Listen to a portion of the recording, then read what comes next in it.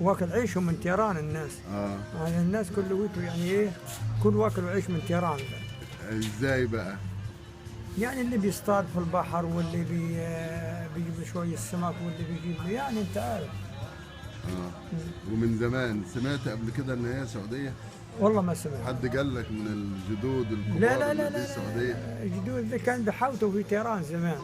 كانوا بيحاوطوا في تيران. بيحوتوا من جد لجد. بيحاوطوا يعني بيصطادوا. بيصطادوا سمك كبار زمان، من قبل 100 سنة. ما قبل سمعناش 100 الكلام سنة. ده. ما سمعتش الناس مش لأن قبل عارفين. 100 سنة ما كانش في سعودية لسه. قبل 100 سنة ما كانش لسه في دولة اسمها سعودية. ده كله مصر. اه. مصر وبدو، مصر وبدو. وانت رحت اصطدت على الجزيرة؟ كيف انا ما رحت كما تيران واصطدت فيه. والناس هنا ايه بقى رأيهم بقى؟ البدو مبسوطين والله ولا يا ناس زعلانين دلوقتي ولا؟ انا بسمع الناس بيقول احنا تيران ذا بناكل منه عيش، بس ذا اللي بالناس مع منه. هذا